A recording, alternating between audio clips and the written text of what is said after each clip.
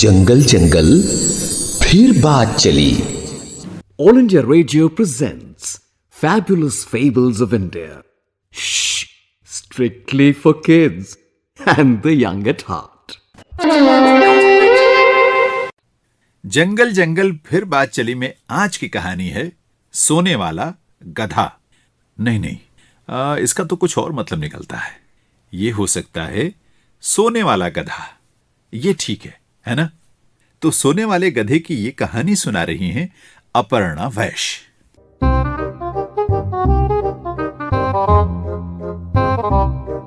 ये एक ऐसे गधे की कहानी है जो बहुत गहरी नींद सोता था।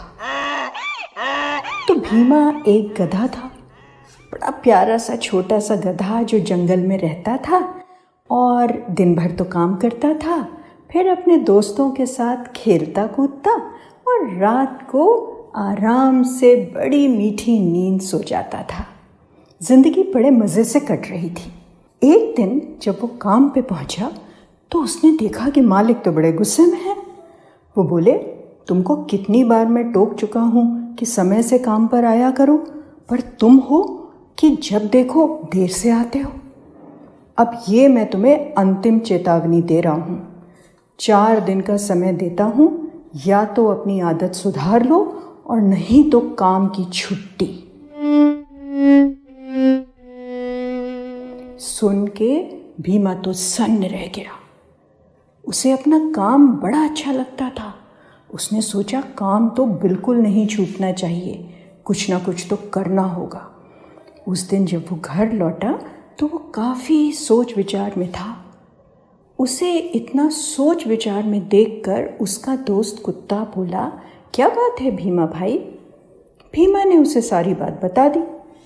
कुत्ता बोला, अरे इतनी छोटी सी बात, मैं कल सुबह आपके घर आऊँगा, ज़ोर ज़ोर से भौंकूँगा, आपकी नींद खुल जाएगी और आप समय से काम पर आ जाओगे। भीमा सुन के बड़ा खुश हुआ। उसने सोचा ये तो बड़ा सरल सा उपाय है। वो खुश होता हुआ घर गया, खाना वाना खाया और आराम से सो गया। सुबह कुत्ता उसके घर आया और बाहर खड़े होकर उसने ज़ोर ज़ोर से भौंकना शुरू किया।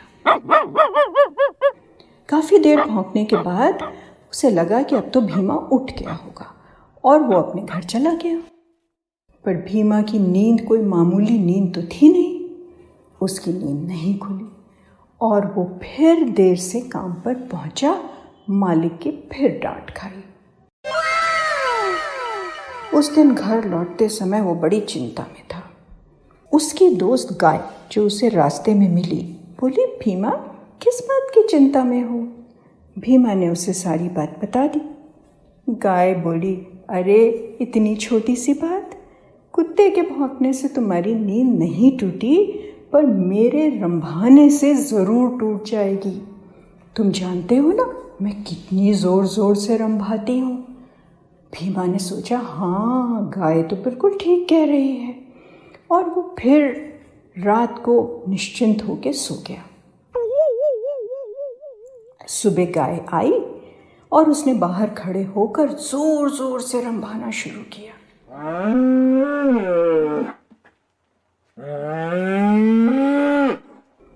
और फिर वो अपने घर चली गई। भीमा अंदर सोता रह गया। अपने खर्राटों में उसे गाय का रंभाना भी सुनाई नहीं दिया। उस दिन फिर से काम पर जब वो देर से पहुंचा तो मालिक ने बहुत नाराज़ होकर कहा, तुम्हारी आदत नहीं सुधरेगी, तुम लेट लतीफ़ ही रहोगे। ये कह के मालिक चल दिए। भीमा ने कहा, क्या करूं, कैसे मैं अपना इलाज करूं, कैसे मैं समय से उठूं और काम पर पहुंचूं। उसे अपने दोस्त मुर्गे की याद आई। अरे मुर्गा तो सुबह सुबह उठ के बांग देता है और उसके बांग देने से तो सारी दुनिया जग जाती है। वो क्या मेरी मदद नहीं करेगा?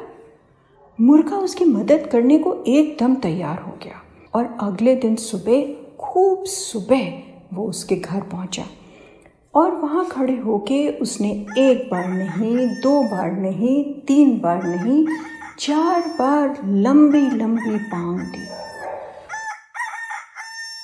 अंदर से भीमा के अंगड़ाई लेने की आवाज़ सुनकर वो खुश होके चला गया कि आज तो काम हो गया। भीमा ने अंगड़ाई ज़रूर ली थी, लेकिन बड़ी मीठी नींद आ रही थी। वो करवट लेके फिर से लंबी मीठी नींद में खो गया।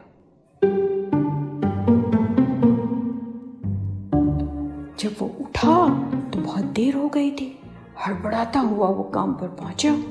उस दिन मालिक ने उस पर बिल्कुल कोई नाराज़गी व्यक्त नहीं की। वो बस इतना सा बोले, एक दिन का समय और है, देख लो भीमा भाई, नहीं तो अपना इंतजाम कर लेना।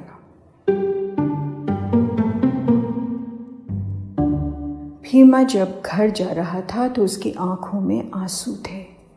रास्ते में मिली उसे मधुमक्खी।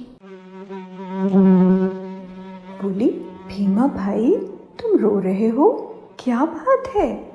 भीमा ने उसे सारी कहानी सुना दी।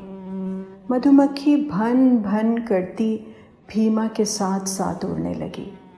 थोड़ी देर में वो बोली, बिल्कुल चिंता मत करो भीमा भाई, मुझे समझ में आ गया है कि मैं तुम्हारी मदद कैसे कर सकती हूँ। मैं आऊँगी सुबह और तुम्हें उठाऊँगी। भीमा ने उसकी बात सुन ली। सोचा जो काम बड़े बड़े दोस्त नहीं कर पाए वो ये छोटी सी मधुमक्खी क्या करेगी। यही सोचते विचारते वो अपने बिस्तर पर लेटे और थोड़ी देर में सो गए। सुबह सुबह बच्चों मधुमक्खी आई और वो उड़ते हुए सीधे भीमा के घर के भीतर घुस गई। और फिर जानते हो उसने क्या किया? वो जाके भीमा की नाक में बैठ गई।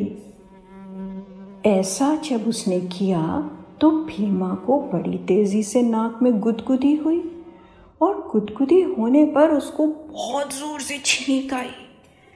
भीमा आंख मलते हुए उठकर बैठ गया और इधर उधर देखने लगा।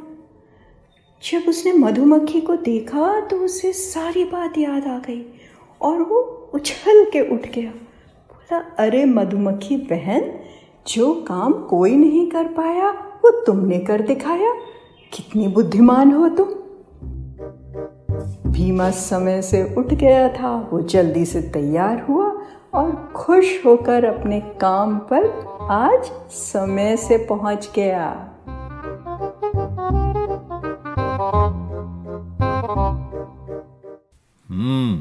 कुछ समझे? वैसे सोने वाले गधे की ये कहानी सुनकर तो मैं खुद ही सोच में पड़ गया। लेकिन मुझे किस बात की चिंता भाई, अपने पास तो अलार्म है ना। पर अलार्म के साथ साथ पक्का इरादा भी तो चाहिए, वरना रोज रोज मधुमक्खी तो नहीं आएगी ना जगाने के लिए। खैर, सोने वाले गधे की ये कहानी सुना रही थी अपर्णा वैश्य। कहानी इतनी मजेदार है तो दोबारा सुनने का मन तो करेगा, इसीलिए बताए देता हूं। इसे आप हमारे YouTube चैनल आकाशवाणी AIR पर कभी भी सुन सकते हैं और वहीं पहले प्रसारित हो चुकी कहानियां भी सुन सकते हैं। तो आज के लिए बस इतना ही।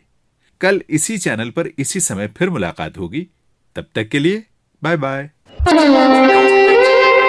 A presentation of the Central English and Hindi Features units for our External Services Division. This broadcast came to you from the Delhi station of All India Radio.